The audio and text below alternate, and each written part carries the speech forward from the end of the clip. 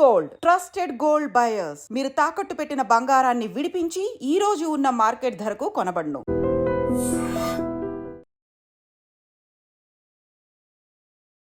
నమస్తే, welcome to I dream.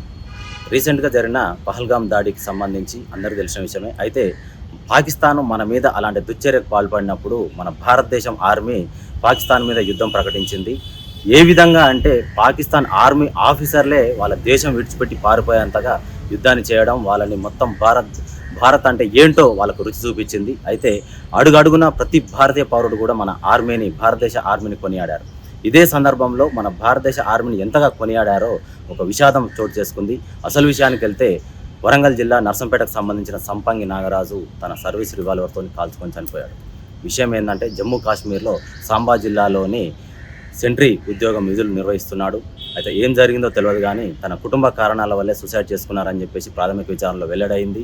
అసలు విషయంలోకి వెళ్తే భారతదేశాన్ని కాపాడుతున్న, మన దేశం లోపల ఇంత స్వేచ్ఛగా తిరుగుతున్నామంటే ఆర్మీ జవాను భారతదేశం చివరన అతను నిలబడి తన విధులు నిర్వహించడం వల్లనే మనం ఈరోజు ఇంత స్వేచ్ఛగా దేశంలో తిరుగుతున్నాము, కుటుంబ సభ్యులతోటి ఆనందంగా గడుపుతున్నాం. ఇలాంటి సమయంలో ఒక ఆర్మీ జవాను తన కుటుంబాన్ని కాపాడుకోలేక, అంటే ఆర్థిక సమస్యలతోటి, చిన్న విషయం ఇది, ఆర్థిక సమస్యలతోటి భారతదేశాన్ని కాపాడుతున్నవాడు కుటుంబాన్ని ఆర్థికంగా కాపాడుకోలేక మానసికంగా గురైపోయి తనని తాను కాల్చుకునే స్థితికి వచ్చింది అంటే ఒక్కసారి మనం ఆలోచించవచ్చు.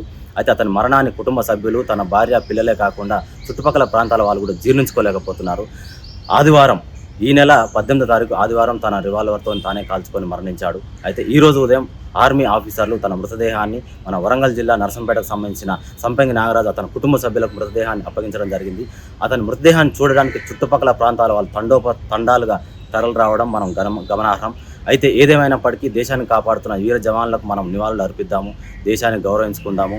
వాళ్ళు స్వేచ్ఛగా, మనం ఇంత స్వేచ్ఛగా ఉన్నాం అంటే కారణం అయితే వాళ్ళే, కాబట్టి వాళ్ళకు మనము తల వంచి నివాళులు అర్పించడంలో ఏమాత్రం సందేహం లేదు.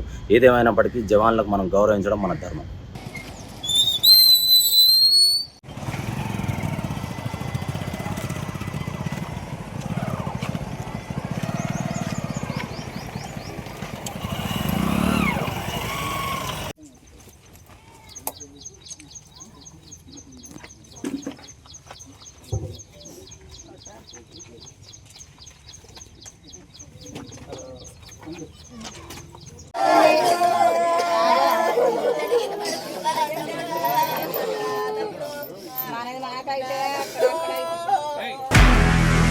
నిజంగా ప్రస్తుతం ఉన్నటువంటి సమాజం దేనికి ప్రయారిటీ ఇస్తుంది? ఆర్థిక సంబంధాల చుట్టూ మాత్రమే తిరుగుతుంది. మళ్ళీ ఎన్నికలంగానే చాలా విరక్తి కలుగుతాను.